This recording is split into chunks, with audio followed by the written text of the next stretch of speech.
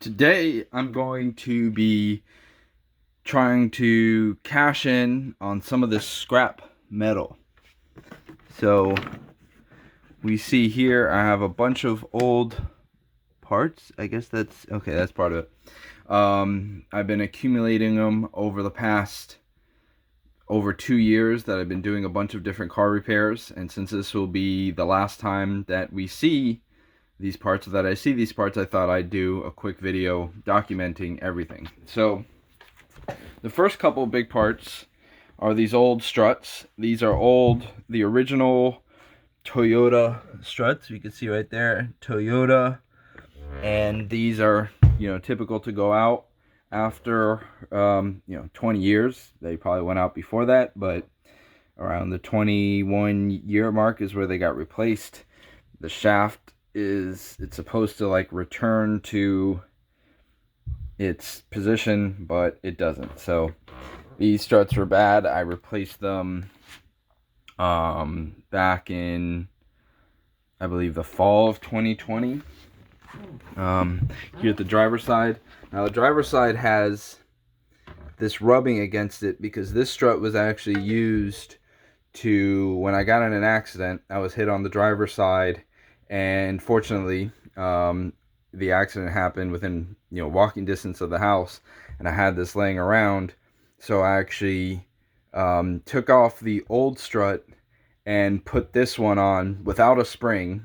I just popped the spring off. In doing so, I broke the speed sensor thing, and I put this strut on so I could just roll it back home, and that worked out well. So I mean, the chances of the same thing happening again are very low, that I would be close enough to do that, but it just happened to work out in that way. But this is a scrap metal sitting around, taking up space, taking up weight, but it served not only a good life, but then a good afterlife in a very clutch situation. So these have been amazing, and I think the right thing to do would be to get that metal, put it back in the ecosystem of whatever they do. I'm gonna get some, very little cash. I just called a scrap metal place. I'm gonna call a couple others just to see, but they're saying that steel is going for 4 to 8 cents a pound,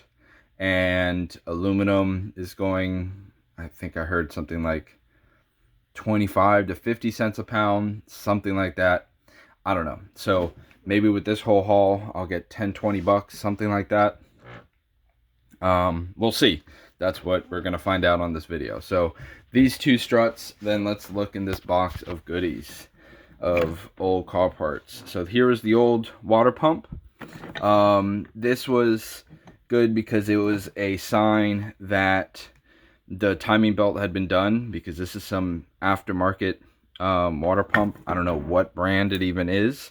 Now I've since put on an ASIN brand water pump on there, but I mean, if you know what brand this is, let me know. But I have no idea. I mean, it worked fine. It wasn't leaking or anything. It does have this paper gasket, whereas the ASIN one has a metal gasket, but it wasn't leaking. So either way, but I will not be putting this. Oh, there's the weep hole, I guess.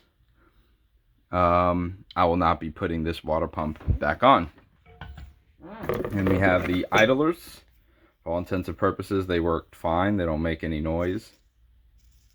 Maybe they make a little bit of noise. Either way, this will not be put on back on the car. So this is essentially just scrap. Here's the other idler. No reason to believe anything was wrong, but it was so old, and it's been replaced with the ASIN kit. And we have ball joints. This ball joint is pretty new, but I screwed up when putting it on, and I cross-threaded this hole. So I had to go on and put another ball joint on, but there was nothing wrong with it. But because that's cross-threaded, it's pretty much useless. I just got another ball joint. These aftermarket aren't that expensive, so I just replaced that. And we have this ball joint. I think this is the original Toyota one that was on there. And you could see the oil or the grease leaked out all over the place, and it had, you know, it had reached its time. Then we have these little power steering hoses. One of these was the one on the car. Another one was from a junkyard. When I did the suspension job, I took out the rack to replace the inner bushing, which we're going to see in this. And I cross-threaded this little insert into the housing. It was a big disaster. I had to go get a new housing, or a junkyard housing. And then I replaced these hoses.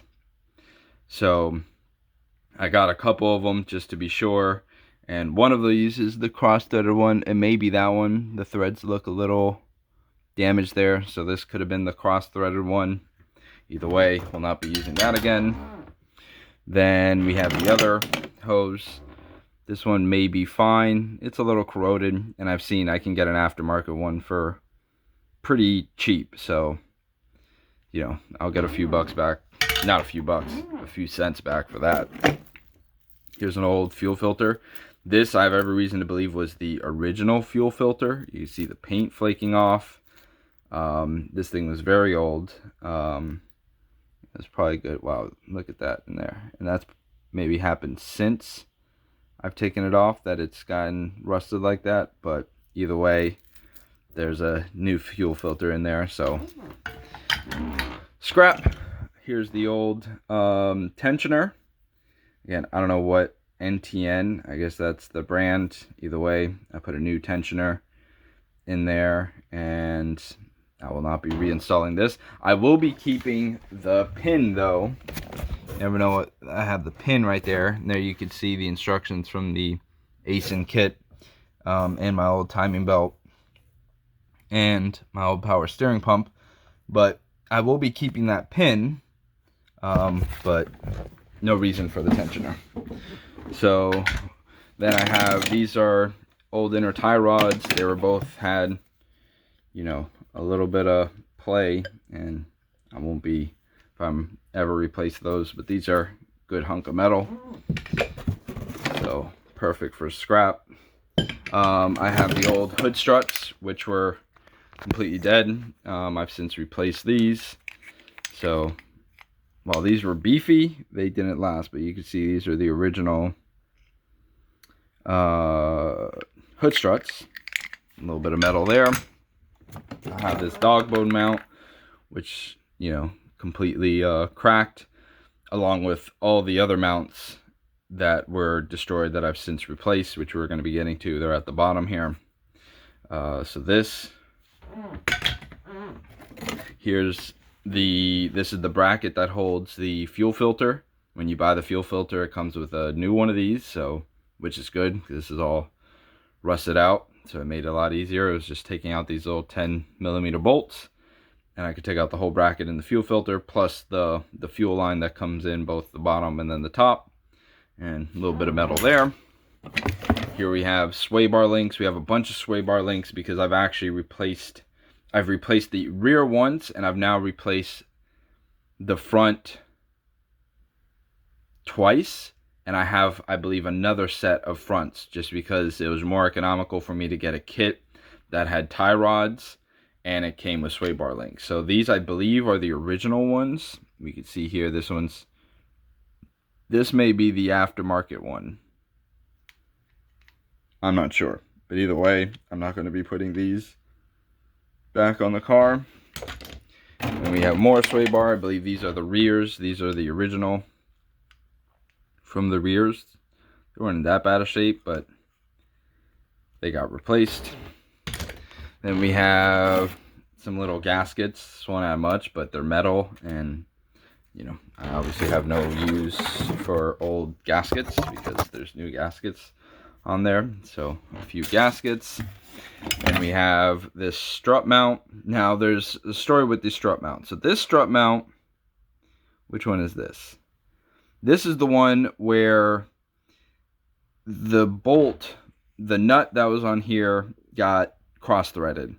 And so for me to remove the strut mount, I had to destroy this bolt and I tried just removing this bolt and I couldn't take it out. So while there's nothing wrong with the internal components of the strut mount, that was a problem. So I ended up replacing the strut mount, which then led to me getting this strut mount, which, and maybe someone can tell me, so this strut mount went on great, but you see that gap there between the top of the housing and the strut mount. So every time the driver's side wheel and at a turn would go over a bump, there would be this clunk, which sounded very reminiscent to this thing, you know, it closing that gap when it went over a bump. So it's very annoying. And I ended up getting another strut mount, which has a similar thing. So I don't know what the issue is. It feels like it's less, but I'm just kind of living with it. So there's nothing really wrong, but I'm not going to be putting this strut mount back on, so might as well get whatever money in scrap from that. And I think if I ever replace strut mounts again, I'll either get it from the brand that I originally got the strut mounts, which didn't have any of these issues, or I'll get the Toyota strut mounts, which are considerably more expensive, but shouldn't have this issue. So there's that. Here's the original Toyota strut mount, and you can see it's like nice and flush against the housing, but there's a nice big crack in the rubber there, so it was clunking for a different reason. But you know, and they feel a little heftier than the aftermarket. And we have another ball joint. You see there the rubber's been completely removed. Then we have a tie rod. This is the tie rod that got bent actually in the accident. You can see, even if it's, let's see if I can do this with one hand, it doesn't really move, but just trust me, it's not supposed to be looking like that, even if it's like torque. So this got bent in the accident. And here's this old transmission mount. I have a video on my channel where I'm replacing it, and you can see just in how bad a shape it is. It's nearly completely separated, it's cracked, it's dry rotted, you know, it's floppy. So this got replaced. Then we have the front engine mount, which we see here, the rubber completely separated from the housing, and there's a crack down here on this little membrane, which is supposed to hold air pressure. So that one's good, that's going. Here's the other Toyota mount, huge crack in it. So this one had served its time. I have this little thermostat made out of metal. This thermostat went bad, and so I replaced it. And then we have this front torque strut mount. So that's, and then there's a couple little washers in there, throw those in there. But that's essentially all the scrap that I have. I also have a body panel from the accident, which I'm gonna sell to scrap. But that's all the metal that I have that I'm gonna sell to scrap from, you know, in over 2 years of DIY car repairs. We see here's the box of scrap parts, and we see that's 39.4 pounds. All right, so good little bit of heft to these parts, and we saw the weight. Here's the other part of finding a place to sell the scrap metal.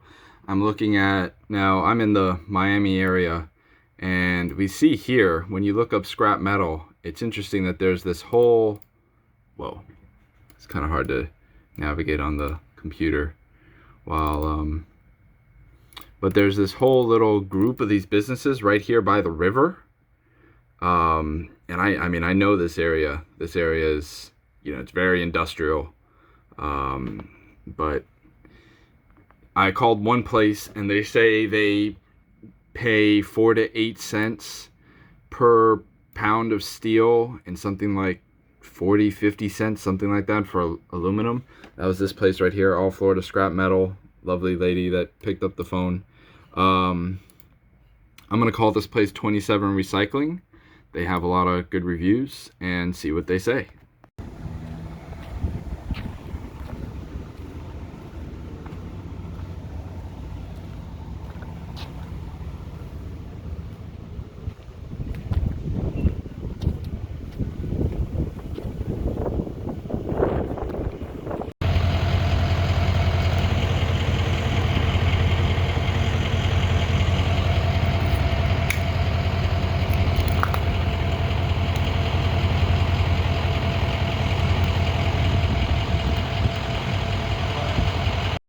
So this is how much I made from selling the scrap metal. You can see here, this is the business I sold it to. We see here the date, and we see here the total. So I had 77 pounds of scrap metal. It looks like they're doing that $100 for a Newton ton, and they called it unprepared steel. I don't know how you prepare it. There's definitely some aluminum in there, and that's a total of $3.85. So would I consider this worth it? I mean, not really. I was hoping maybe at least get like $10 or something like that. So would I do it again? Oh, look. So if it wasn't yours, well, it was definitely mine. Yeah, I mean, almost not even worth the time and the price of gas, but I knew that could probably be the case. I just wanted to test it and put it in this video.